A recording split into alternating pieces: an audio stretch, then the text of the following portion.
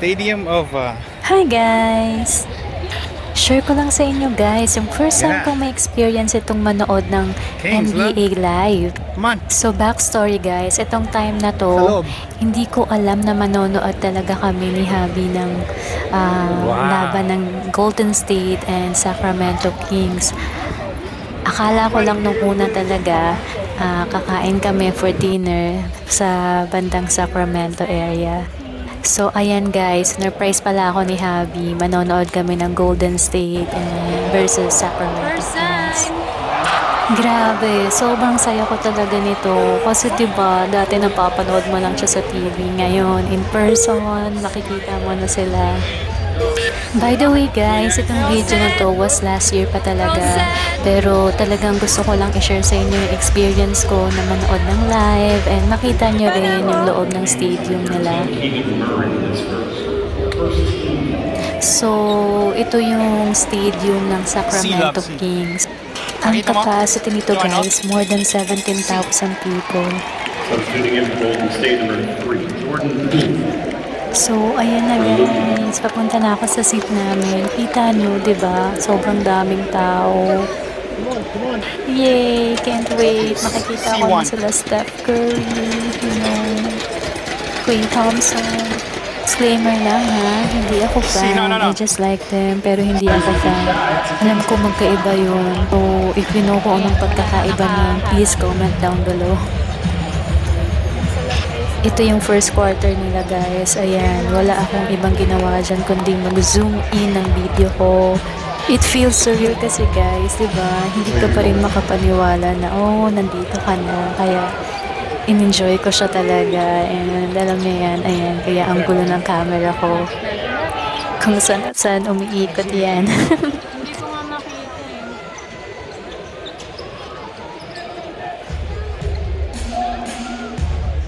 Papasok na si Steph.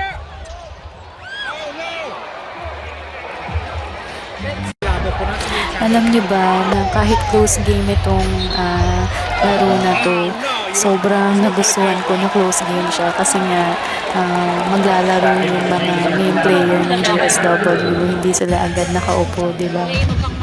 So makikita ko talaga how they play, so sobrang intense nito. Mabilis akong malandi.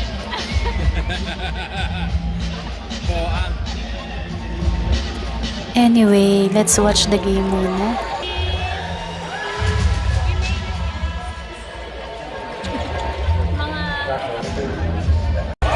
Come on, make that. Yes! Yes!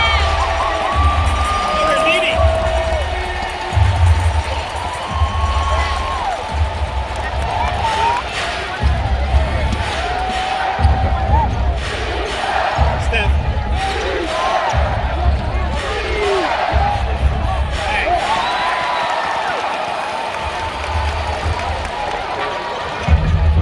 Para magandang laro ni Steph. Pahirapan sa Come on, pass that right there.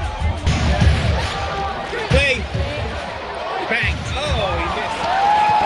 So, ito guys ang kanilang halftime. Ayan, may mga performance sila dyan. And ito rin yung time para kumain ka and mag-CR ka na. Kasi talagang ang hirap lumabas dyan. Especially kami kasi nandun kami sa loob talaga. So, ang haba ng lalakaran namin. So, parang nakakahiya talagang lumabas-labas sa seat mo. Ayan, let's enjoy their performance na.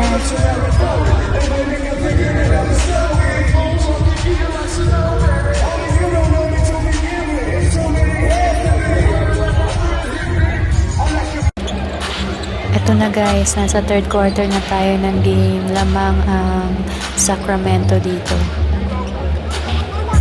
Actually, nagulat talaga ako dito na sobrang close ng game niya. Akala ko talaga matatambakan talaga yung Sacramento dito. Pero ayun, lumalaban pala itong team na to. Ayan, halos close game lang talaga siya. Sobrang happy ng mga Sacramento Kings fans dito kasi talagang, di ba, lumalaban yung team nila. Hindi rin talaga papatalo.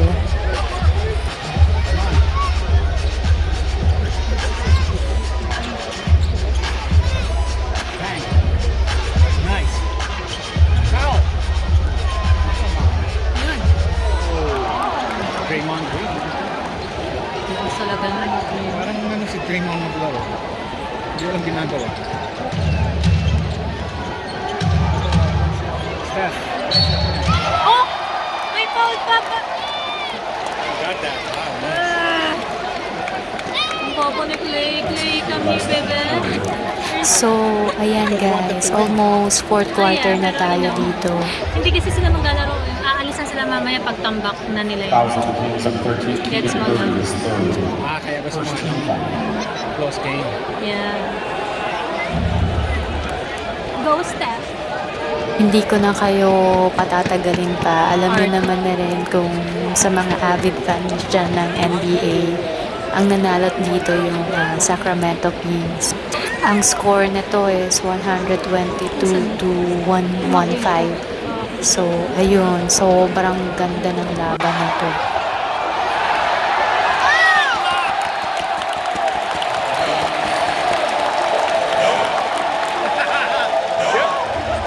Anong tawag? Nope.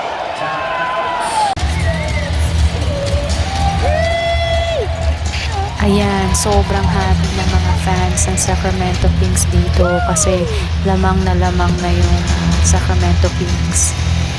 Hindi lang din dahil sa lamang, maganda din kasi yung pinakita ng Sacramento Kings dito kaya sobrang happy nila. Nice. Money. What happened last? 4 points.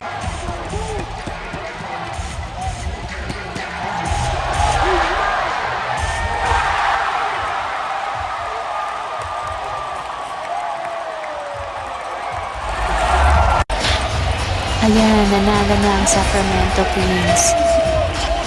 Paglabas mo dito, may after party pa yung Sacramento Kings sa labas ng stadium. So, that's it guys. Thank you for watching.